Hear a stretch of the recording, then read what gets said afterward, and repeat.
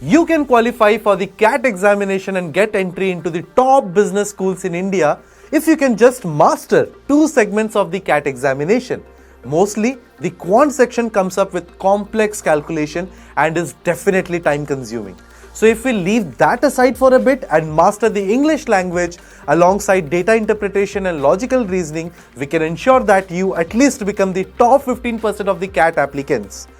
If you put it like this, it does sound vague, right? But believe us, it's not. If you can target these 2 segments and save time for quant problem solving, you can definitely become the entitled receiving great result. Today in this video, we want to take you through some of the tricks of data interpretation and logical reasoning section of the CAT exam. The question that we have targeted in this video are taken from previous CAT examinations. So ensure watching this video till the end to gain maximum benefit out of it. But before we dive into the tricks part, I would like to request you guys to enable both subscribe button and bell icon for Intellipaat YouTube channel so that you won't miss out on multiple updates coming from our end. Okay guys, now let's jump on to our first topic in our agenda, that is coding and decoding problems. So in coding and decoding problems, we basically encrypt or decrypt any word, letter or sentence which is based on a set pattern or a code based on some set of rules, right? So these can be done with various rules or patterns so that only the right person can decode it. So coding refers to the process of transforming a given word, phrase or a set of numbers into a coded form which is based on a specific rule or pattern, whereas decoding is the reverse process of coding. It involves deciphering the coded word, phrase or a set of numbers to reveal the original form by applying the same rules or pattern which is used for coding. Like here, we can see how SMILE is coded as SM3L2, and by applying the same rule, we are going to decode SM3L2 to SMILE, right? And now, before we jump on to solving the problem, there are some basic things that we have to keep in mind while solving these kinds of problems. So, we need to keep the positional values of the alphabet both in the forward and backward directions in our mind.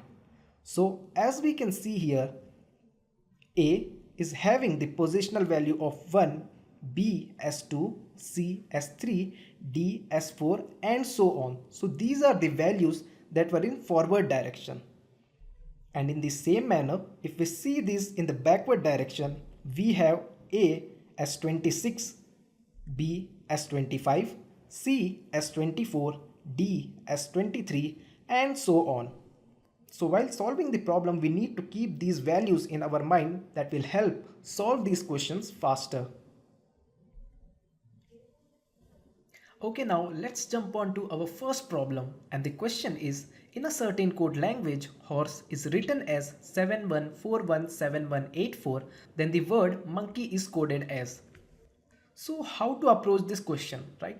So first we have to see what we have given in the question. So in the question, we have given that horse is written in some numeric code, right? So from that given numeric code, we have to find some pattern and we have to see how that certain word is written in that particular numeric code. And once we get some pattern from that, using that pattern, we have to find how monkey is coded as using the same pattern, right?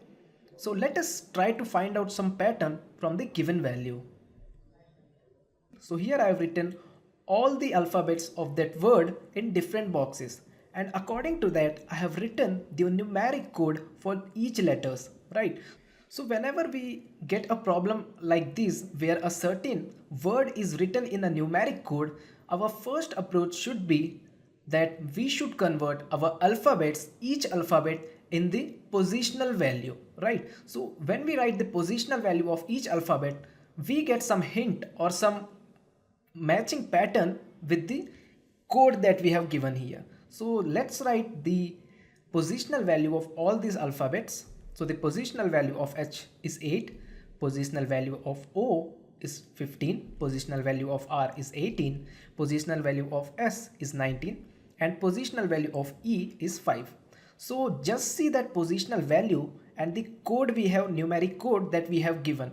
What you can see is that the numeric code for each alphabet is only one less than from the positional value of that alphabet, right? So what we can do here is just subtract 1 from each positional value. So once you do the subtraction, you will get your values. So for H, you get the coded value as 7, O get the coded value of 14, R get the coded value of 17, S get the coded value of 18, and E get the coded value of 4.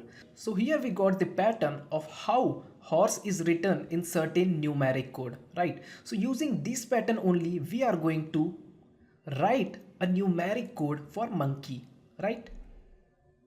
So here I have written all the alphabets in different boxes accordingly, and we are using the same pattern that we got from the previous one. So first what we will do here is we write the positional value of each alphabet. So the positional value of M is 13, for O it is 15, for N it is 14, for K it is 11, for E it is 5, for Y it is 25. So here we got the positional value of each alphabets. Now we have to subtract 1 from each positional values. So once you subtract that, you get the values accordingly for each alphabet. So here you can see we got the coded numeric value for M, which is 12, for O 14, for N it is 13, for K it is 10, for E it is 4, and for Y it is 24. So for monkey we got a numeric code that is 121413104424. So this is the numeric code for monkey. So let's go to our question. So here we can see option B is the number that is matching with that. That is 12141310424. So this is the answer for this question. I hope now you got an understanding of how to approach these kinds of questions and find a pattern from their given values, right? Now let us see our next question, and the question is, in a certain code language, terminal is written as NSFUMBOJ and towers is written as XPUTSF. How is MATE written in that code? So we are going to approach this question similarly how we approached that previous one. So what we will do, first of all, we see what we have given is in this question. So we have given that terminal is coded in some alphabetical code, that is NSFUMBOJ, and towers is also coded in an alphabetical code, that is XPUTSF, right? So these are the two values that we have given in this question.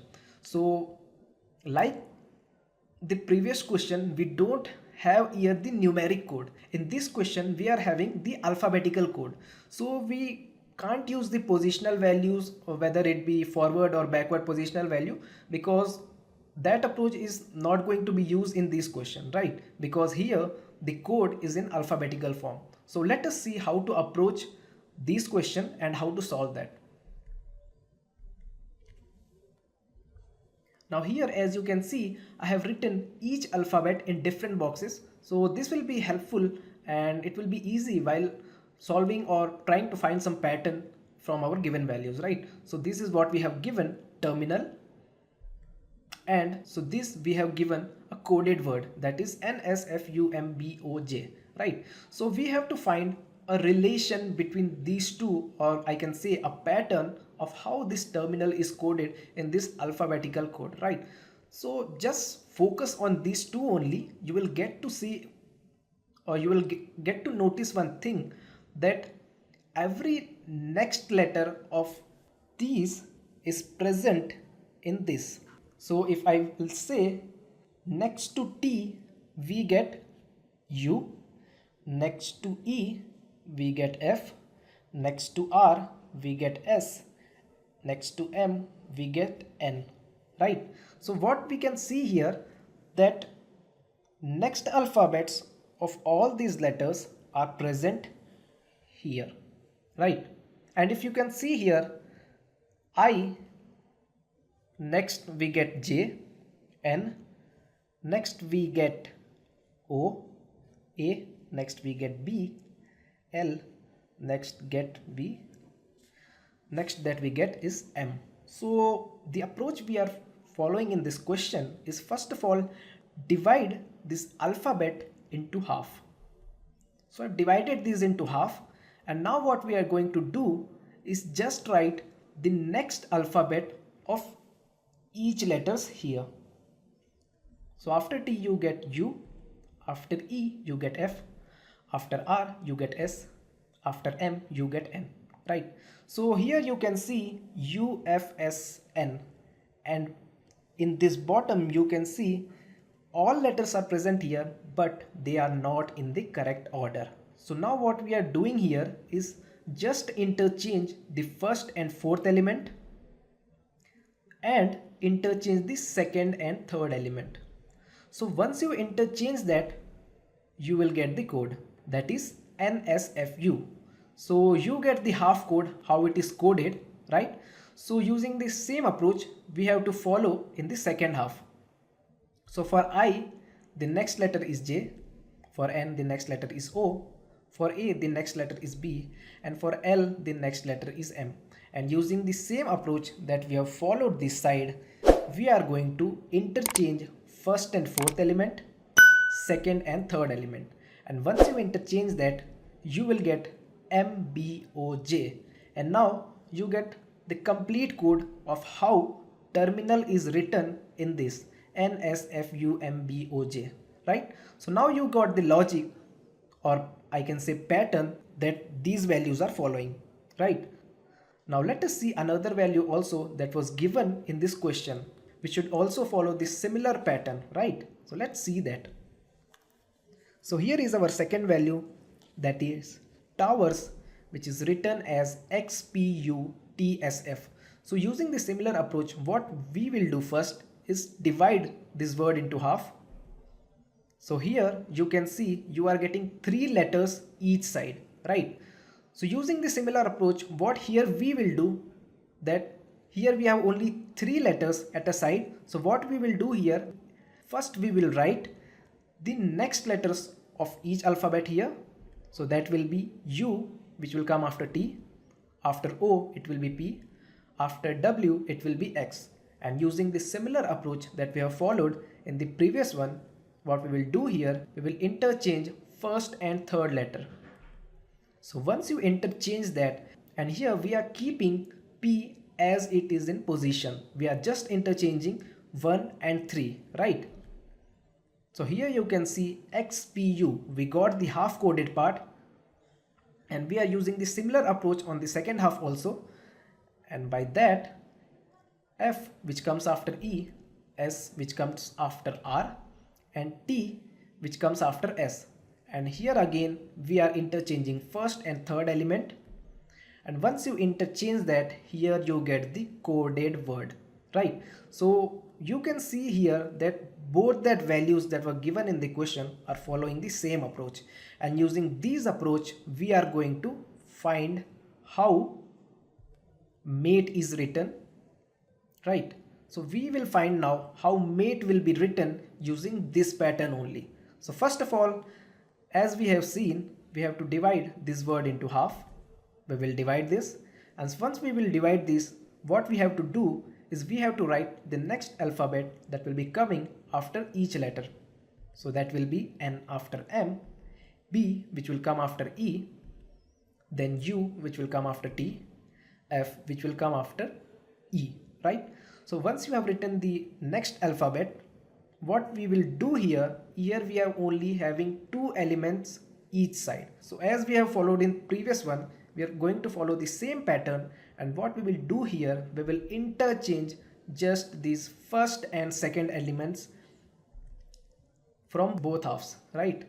So in first half also we are going to interchange first and second element. In second half also we are interchanging first and second element. So once you interchange that, you will get BNFU as your code, or I can say a alphabetical code for mate.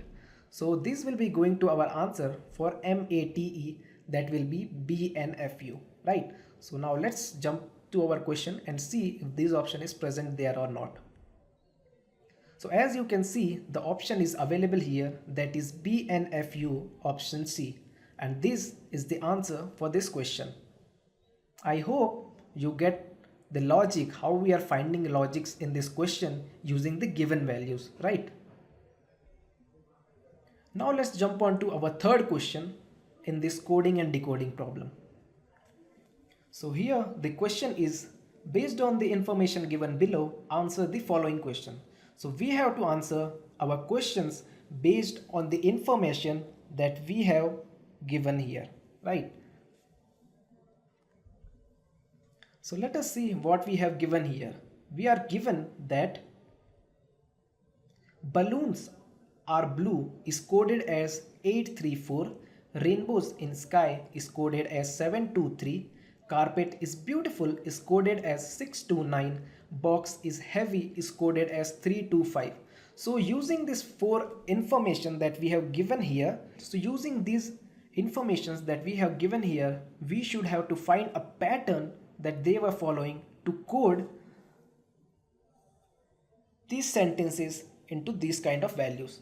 So let us see what should be our approach, and let us try to find a pattern in this. So here I have written all that alphabets in different boxes, and let us try to find a pattern using that.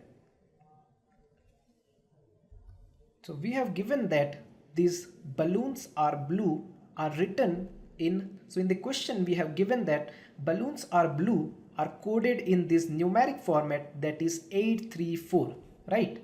So by simply seeing this, you will get an idea of what pattern actually this is following, right? Now what I have done here, that I have divided all the words in different colors. Now just do calculate all the letters that were present in each word, right? So for balloons there are 8 letters present, and for R there are 3 letters, and for blue there are 4 letters, right? So as you can see, we have 8 letters in balloon, 3 letters in R, 4 letters in blue, and that's how it is coded 834. So it's nothing, just they are calculating the number of alphabets present in each word and converting that into a form of code, right? So let's check other informations also using this pattern only, right? So next they have given is rainbow in sky, right? So in this also we are going to follow the same approach, and by that approach, rainbow as having 7 alphabets, in having 2 alphabets, sky having 3 alphabets. So this will be coded as 723, and this is what it is given in the question. This is not what I am telling, right? So it was written in the question only.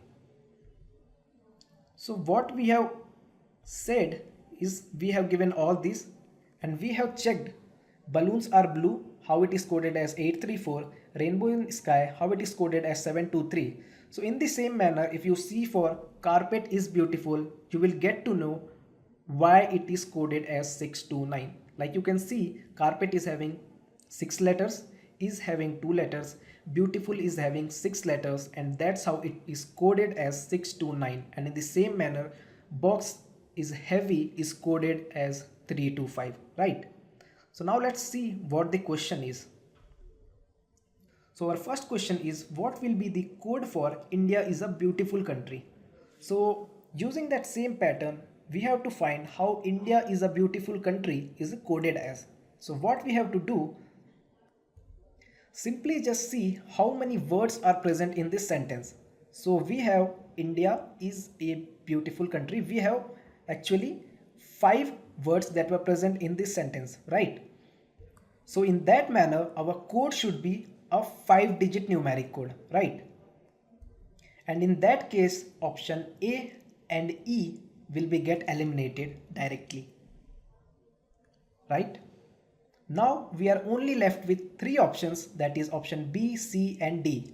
Now let's try to find our code in that similar manner. So India is having 5 alphabets is having 2 alphabets, A is a single alphabet, beautiful is having 9 alphabet, and country is having 7 alphabet. So in that case, option B is our answer to this question, right? Now let's see our next question.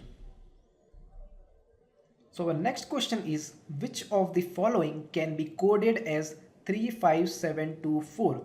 So this code is actually a 5-digit code. So our sentence should have 5 words, right? So in that case, we are only left with option C, which having 5 words in that sentence, and rest all will get eliminated because they are having more or less alphabets other than 5.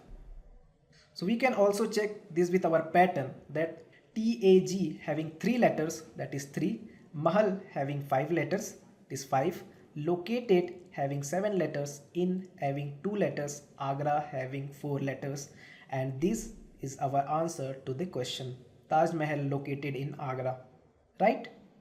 I hope you get an idea like how to approach question using the values that were given in the question, right?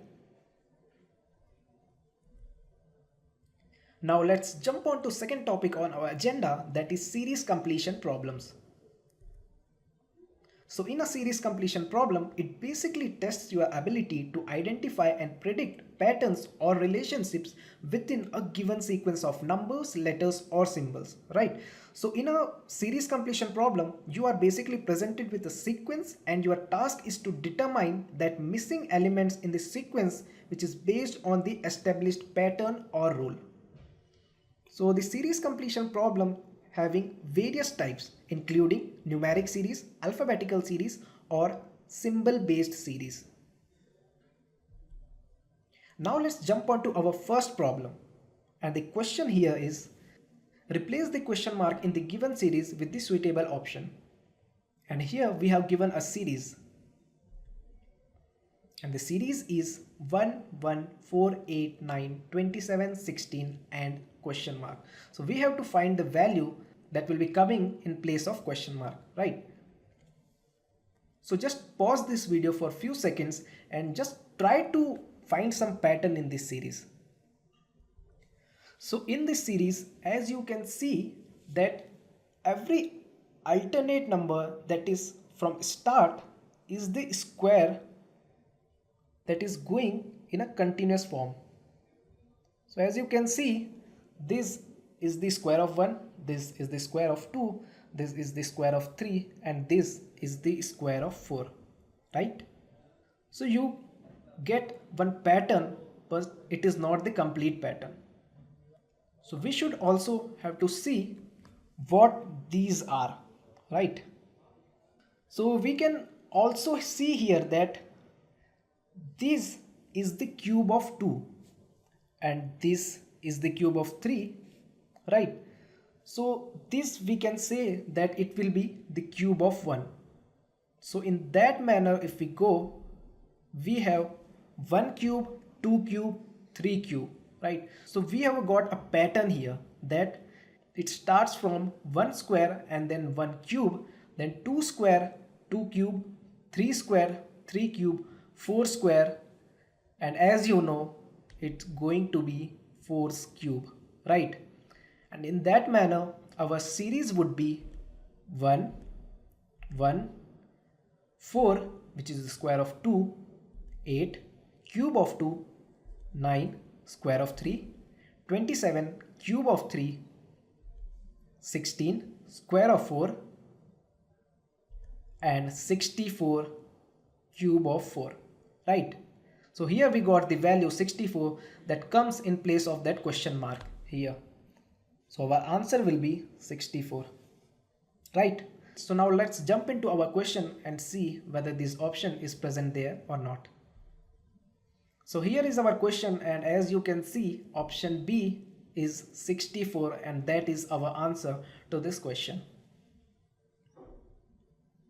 Now let's jump on to our second question, and the question is, find out the one wrong term from the below number series. So here we have given a series which is complete series, but there is one wrong term and we have to find that wrong term from this given series, right? So here is that given series. Now let's explore this series and try to find some pattern of how this series is going on, right? And there is one wrong term, we have to find that one. So let's try and understand this series first. So do the same that you have done in the previous question. Pause this video for few seconds and just try to understand this series, like how this series is going on. Let's see how to approach this series. So the approach to solve this series would be, what we will do here is that we are going to multiply 1, 2, 3 to the previous numbers in this series. Like you can see here, I am multiplying 1 in this number, 2 to this number, 3 to this number, 4 to this number, 5 to this number, 6 to this number, and that's how we will get an approach. We are getting an approach that how this series is going on. So once you multiply that, you will get numbers as, the first number is as it is 3, second is 3, third is 8, fourth is 30, fifth is 128, sixth is 680, seventh is 4110. So by seeing these, you can somehow match it with this series, right?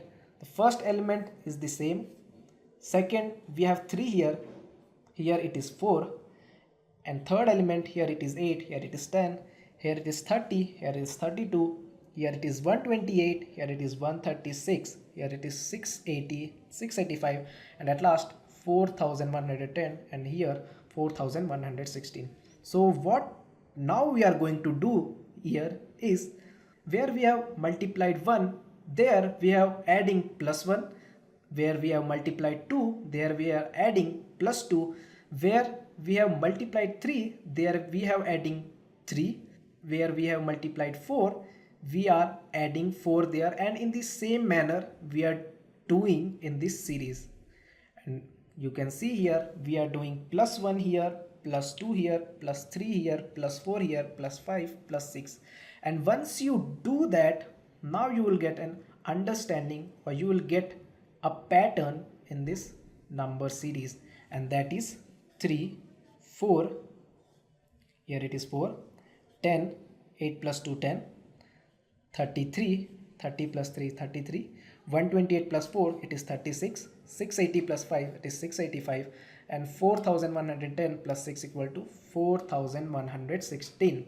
So now you can see that this number is different from this in the given series. So in our question, what they have asked is, there is one wrong term and we have to find that. So in this case, this is that one wrong term. In that place, it should be 33, right? So now let's jump on to our question and see, is that option is available there or not. So as you can see, option B, 32, is the answer for this question, because that is one wrong term that were present in that number series. I hope you get an understanding of how to approach this question, where you have to find one wrong term in the series, right? Now let's jump on to our next question. So here is our next question, and the question is, find out the missing term from the series given below.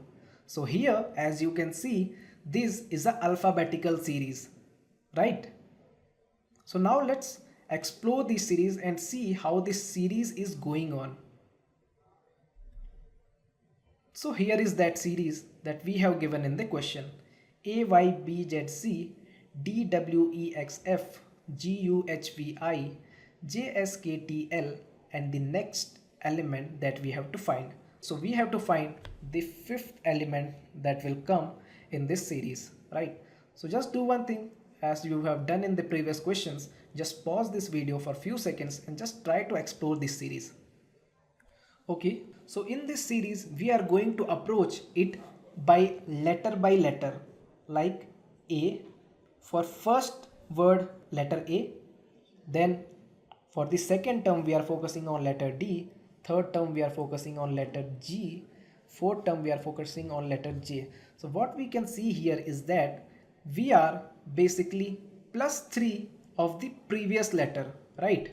So as you can see, our first letter is A, and then D, then G, then J, and in fifth element we should get M as the first letter, because we are following this approach, and according to this approach we are doing +3 of every alphabets, right? So in the same manner, now let's focus on second letter of every element, right? So as you can see, Y, W, U, S, right? So here is also there's one pattern which is going on, and the pattern here is it basically subtracting 2 from the previous alphabets. So in that case, Y, and you are subtracting 2 alphabets from there, or I can say if you are going 2 alphabets back from here, you will get W, and if you get 2 alphabets back from W, you get U, and if you get 2 alphabets back from U, you will get S, and if you get 2 back from S, you will get Q, right? So this is the approach for second letter, and in the similar way we are going to approach for the third letter, and for third letter the approach is going to same as the approach for first letter. We are just forwarding +3 from the previous letters.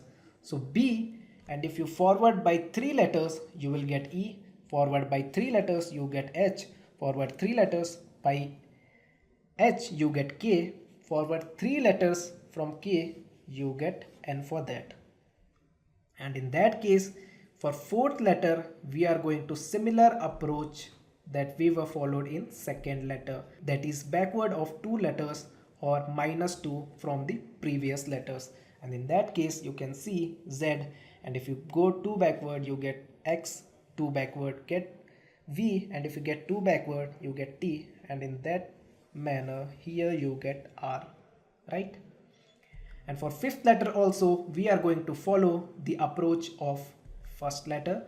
We are forwarding by 3 letters of the previous letter. So as you can see here, C forwarded by 3 letters we get F, F forwarded by 3 letters we get I forwarded by 3 letters we get L, and L forwarded by 3 letters we get O here. And this is that term, that final term that we need, that is MQNRO, right? So as you can see in the option, it is there, option B, MQNRO, that will be the answer for this series, and that is the fifth element in this series that will come here. I hope you get an idea of how to approach these kind of series, right? Now let's jump on to the third topic on our agenda, that is sitting arrangement problem. So in the sitting arrangement problem, it basically involves arranging a group of people, objects or elements in a specific order or position according to a set of given condition or constraints. So in a typical sitting arrangement problem, you are provided with a description of the sitting arrangement and a set of rules or conditions that dictate how individuals or objects are to be placed.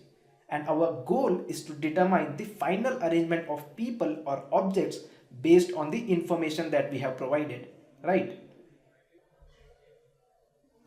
In order to solve sitting arrangement questions, it's better you make a simple diagram according to given questions. By doing so, your questions get solved easily and very quickly. So here are different kinds of diagram that you come to see while solving sitting arrangement problems. So it can be linear, circular, rectangular, or I can say sitting in a rectangular table or in the diagonal sitting arrangement. So these are some basic diagrams that you come across while solving different kinds of sitting arrangement problem, right? Now let's jump on to our first problem, and the question here is 5 girls are sitting on a bench to be photographed. Seema is to the left of Rani and to the right of Bindu. Mary is to the right of Rani and Ritu is between Rani and Mary. So here we have given some information, and according to this given information we have to show the final sitting arrangement of these 5 girls, right? So now let's make a sample diagram, and with the help of the information that we have provided here, we make a final diagram. So here I have made a sample sitting arrangement of these 5 girls who are sitting in a bench. So now let's use the information that we have provided in the question. Let's find their final sitting arrangement. Okay, so the first information that we have given here is Seema is to the left of Rani. So yes, here in this sitting arrangement, Seema is already to the left of Rani. And next, here it is written that Seema is to the right of Bindu. So Bindu is here and Seema is here. So what we will do is just shift the position of Bindu. So we are shifting the position of Bindu to the left of Seema. So as you can see, I have shifted the position of Bindu here, and now Seema is to the right of Bindu and to the left of Rani, right? Now we have covered this information that we have provided. Now let's see our second information, which says Mary is to the right of Rani. So where is Rani? Rani is here and Mary is to the right of Rani. So yes, Mary is already to right of Rani. So this information is also covered. Now the third and last information that we have provided is Ritu is between Rani and Mary. So Ritu should be somewhat here. Yes. So what we will do, we shift the position of Ritu and make her sit between Rani and Mary. So I am shifting Ritu somewhere here. So as you can see, I have shifted Ritu also now. So this will be our final position of these 5 girls. We have covered all these 3 information and made their sitting accordingly, right? Now let's see our first question, which says who is in the middle of the photograph. So here are 5 girls and the middle of this 5 girl will be this third girl who is sitting here is Rani, right? So our answer will be Rani for this question. I hope you are understanding how we are approaching this kind of problems, yes? The second question is who is sitting immediately right to Ritu? So where is Ritu? Ritu is here, and to the immediate right of Ritu we have Mary, right? So our answer for this will be option C, Mary, right? Now let's jump on to our next question, and our question here is P, Q, R, S, T, U, V and W are sitting round the circle and are facing the center. So in this question, this P, Q, R, S, T, U, V, W, they are sitting in a round circle, right? So here our sitting arrangement will be in a circular form. And now here they have given us some information, and using this information we have to give them their final sitting arrangement, right? So let's make a sample diagram for their circular sitting arrangement. So this I have made a sample diagram for their circular sitting arrangement. I have placed all of them here, P, Q, R, S, T, U, V, W in a circular form, and now using this information we are going to get their final sitting positions. So here is using our first information that says P is second to the right of T, who is the neighbor of R and V. So it says that P is to the second of T, right? So T is somewhere here and P should be to the second, means P should be somewhere here, right?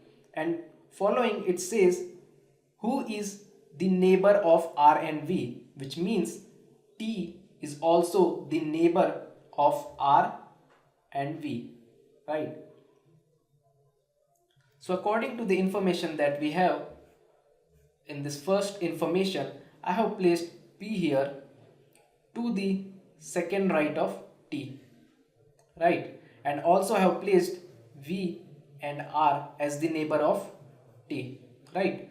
Now let us see our second information and what it says. It says that S is not the neighbor of P. So where is S? Here it is S, and P, it is here. So this information is also true. They are not the neighbor. And coming to the third information that we have, it says V is the neighbor of U. So where here it is V and we have U here.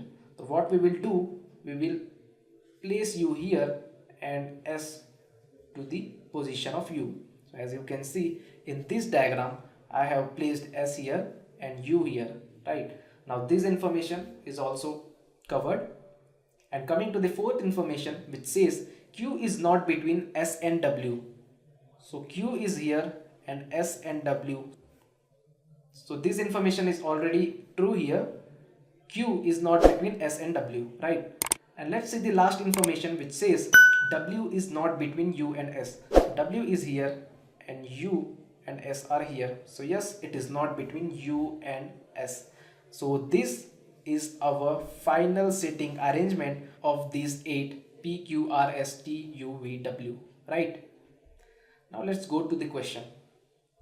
So let's see our first question, which says which two of the following are not neighbors. So the first option that we have given is R and V. So R is here, V is here.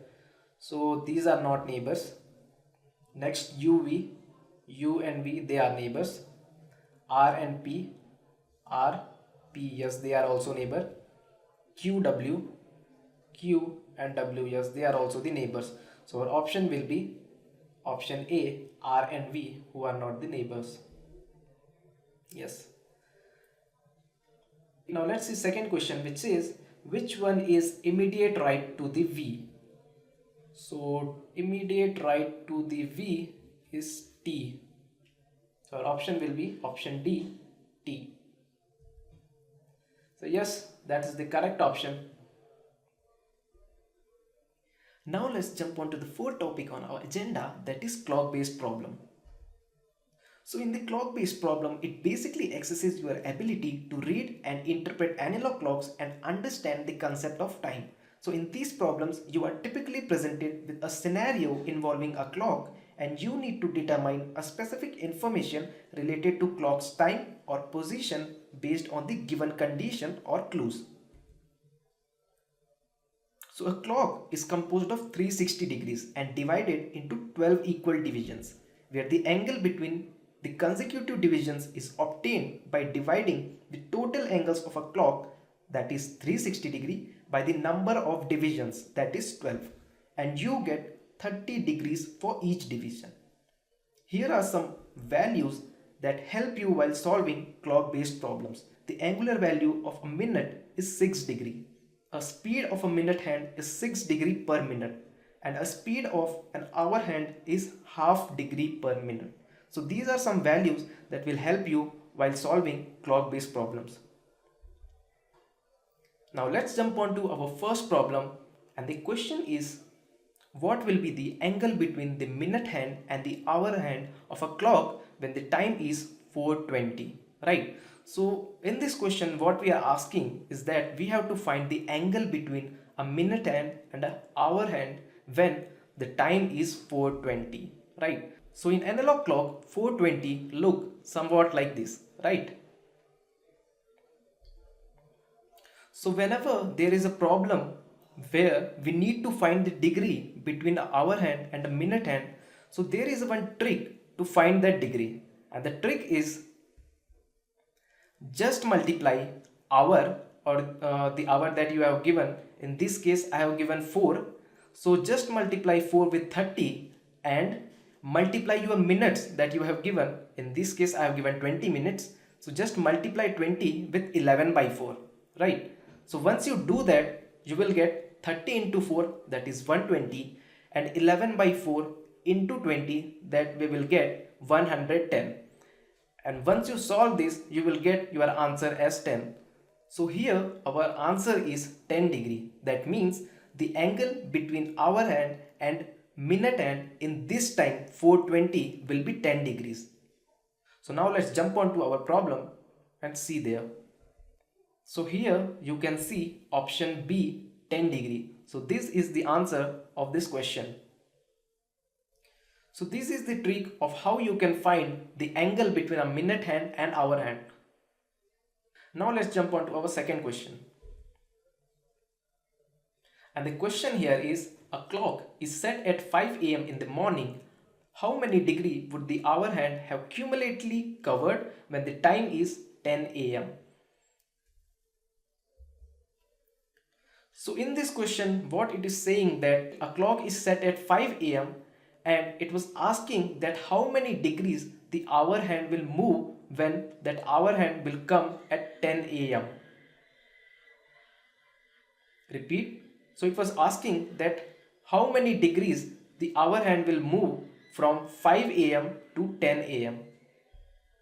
So as you can see in this analog clock, this is where the hour hand at 5 a.m. will be, and this is where the hour hand at 10 a.m. it will be. So in this question, we have to find this degree. So we have to find this degree. So to find this degree, what we will do is just divide 360 by 12, because this whole clock is of 360 degree and we are dividing it into 12 equal parts, right? So once you divide it with 12, then multiply 5, because from here to here the difference is 1, 2, 3, 4, 5. So just multiply 5 there and you will get the answer as 150. Right? So in that case, our answer will be 150 degree for this question. I hope you get an idea of how we approached for this question and get the answer. Now let's jump on to our third problem, and the question is a watch loses 5 minutes every hour and was set right at 8 a.m. on Monday. When will it show the correct time again? So in this question it was saying that a watch that was set on Monday 8 a.m. which was losing 5 minutes every hour. So we have to find that when will again it will show the correct time. Right? So I'm sure you have heard this saying that even a broken clock is right twice a day. However, a clock which gains or loses a few minutes might not be right twice a day or even once a day. It will be right when it has gained or loses exactly 12 hours. So for this question, for watch to show the correct time again, it should lose 12 hours, right? So as given in the question, watch loses 5 minutes in 1 hour, right? So this was given in our question. So according to that, it will lose 1 minute in every 12 minutes, right? So according to what we have given, that is that it will lose 5 minutes in 1 hour, we can say that it will lose 1 minute in every 12 minutes, right? So these we can say from the given information in our question. And in that case, it will lose 12 hours or 720 minutes in 720 into 12 minutes, that is 144 hours, or we can say it 6 days, right? So the correct time it will show is after exactly 6 days from 8 a.m. Monday. So let's jump on to our question and see there. So as you can see, we have given 8 a.m. on Monday. So that's when the watch was set. So the correct time it will show will be after 6 days. So in that case, it will show the correct time again at 8 a.m. on Sunday. So this is our answer for this question. I hope you get an idea how we approached for this question. So it felt lengthy because I tried to explain you in a detailed manner. And once you try to solve 2 or 3 questions of this type, it will be very quick for you to solve these kinds of questions also.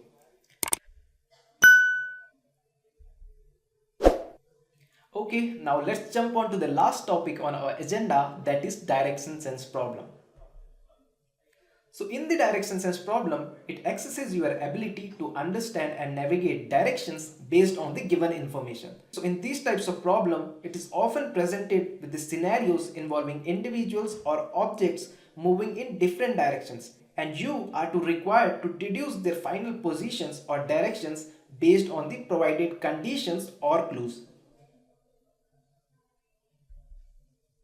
So basically there are four main directions, that is east, west, north, south. So these directions will help while solving the problems, and there are four cardinal directions, that are northeast, southeast, southwest and northwest. So these cardinal directions and our four main directions will help us while solving this direction sense problems. And there is one more important point, is that at 12 noon the rays of the sun are vertically downward, hence there will be no shadow. So this is one special point, or special, I would say a special mention, because this will be helpful to solve some particular problems related to that, right? Okay, now let's jump on to our first problem, and here our question is: a man walks 5 km towards south and then turns to the right. After walking 3 kilometers, he turns to the left and walks 5 km. Now, in which direction is he from the starting place? So in this question, we have to tell from the starting point to the end point where a man is from the starting point to the end point, right? So let's try to make a rough diagram, and that will help us to understand this problem even better and help us to solve this problem quickly. So let's make a diagram according to this question. So a man walks 5 kilometers towards south, right? So I am taking direction here. It is north, south, west and east. So according to this direction, we are going to solve this problem. So a man walks 5 km towards south and then turns to the right. So the man is turning to west. And once he turned and walked 3 km there, he again turns to the left and walking 5 km in that direction. So means a man is walking 5 km again in the west direction. From here, the man is again walking 5 kilometers to the west direction. So what in our question is asked, that we have to tell in which direction a man is from here. So we have to tell our directions from this. So a man is in this direction. A man is in downward left direction. So it will come in this direction. So what this direction is, it is west, south. So this direction will be southwest direction, right? So this, you can see in this diagram, the man is in this direction, the southwest direction, from the starting point. So the starting point is somewhat here and the end is here. So according to that, our answer for this question is southwest. Now let's jump on to our next question. So the question is, a man is facing northwest, he turns 90° in the clockwise direction, then 180° in the anti-clockwise direction, and then another 90° in the same direction. So which direction is he facing now?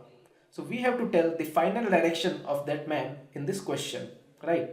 So let's make a rough diagram and try to solve this problem according to the information that we have provided here, right?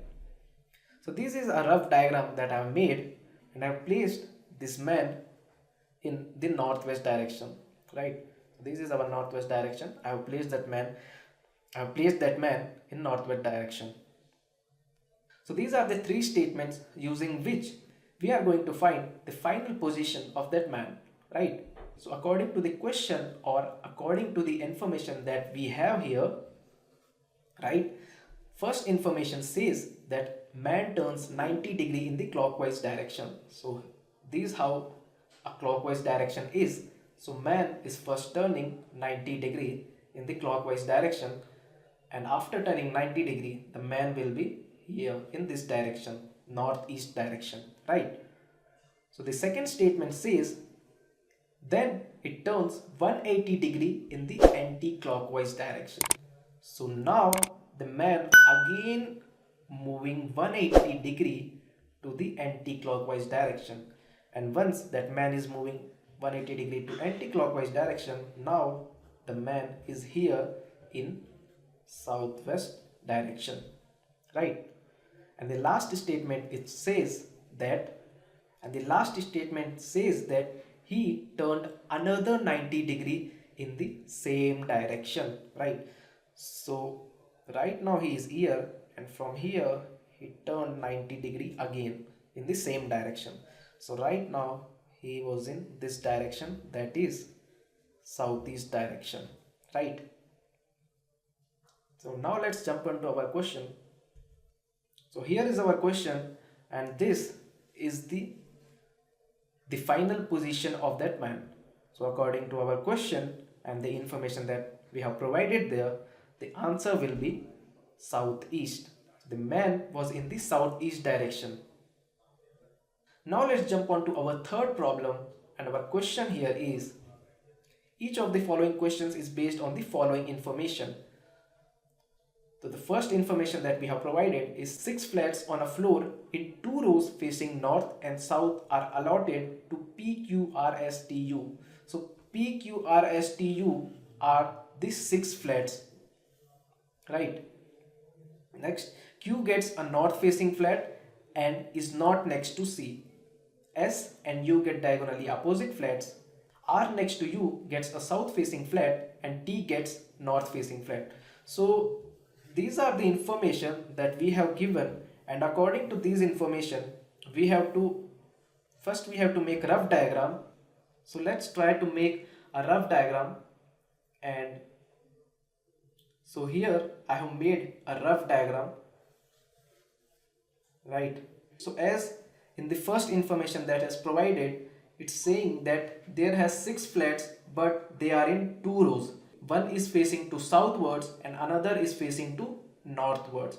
So I have made this diagram according to that only. These are facing to southwards and these flats are facing to the northwards. So now let's try to make our final positions of these flats according to the information that we have provided in this question, right? So these are the 4 informations that according to which we have to find final positioning of our flats.